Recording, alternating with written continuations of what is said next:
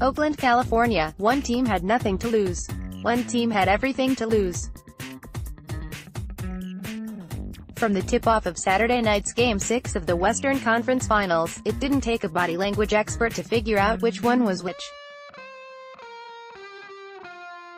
The Rockets played free, loose and confident without their second-best player and floor leader, Chris Paul, comforted by the fact that even with a loss, they'd have one more shot to knock off the defending champion Warriors at home in Game 7. And just like that, as the Oracle crowd mumbled and grumbled and fidgeted in their expensive seats, Houston fired on all cylinders and built a 17-point lead to end the first quarter.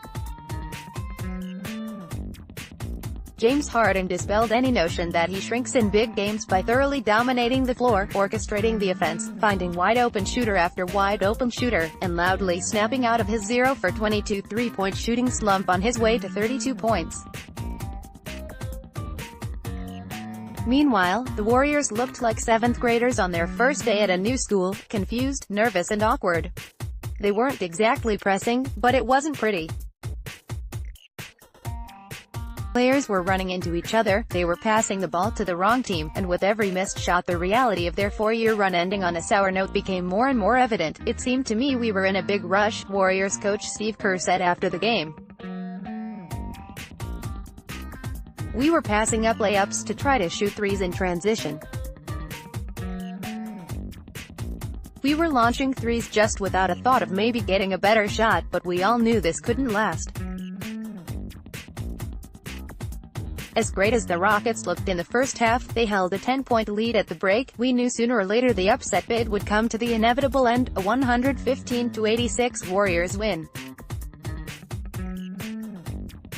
Led by Klay Thompson, who was having what the locals like to call a Klay game, the Warriors came out of the locker room with an 8-0 run, sparking perhaps the most dramatic home crowd turnaround in sports history. In a matter of minutes, the doom and gloom faces and posture erupted into the familiar exuberance, swagger and arrogance that defines the Oracle faithful. The Rockets called timeout, and you would think the Warriors were up by 30. They were down by 2.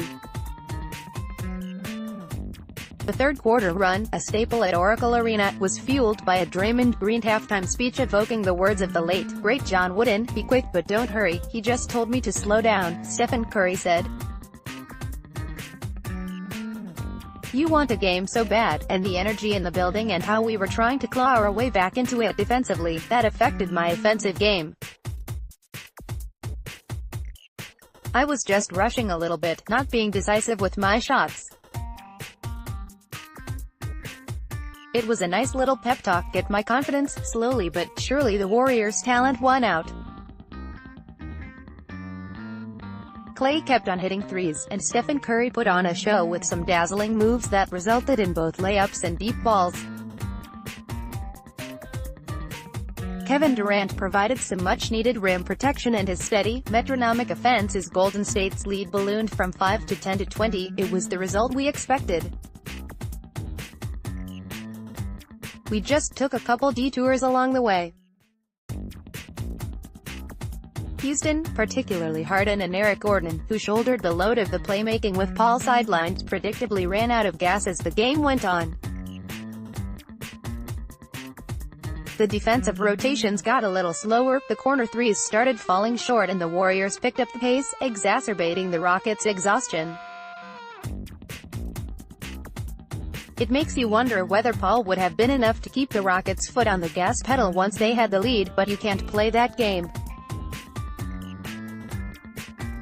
Instead, we look to Game 7, our second of the conference finals, and wonder whether Paul will play and whether the Warriors can keep the momentum they built in Game 6. It's telling, however, that what used to be a foregone conclusion, the Warriors making the NBA Finals, is now legitimately up in the air.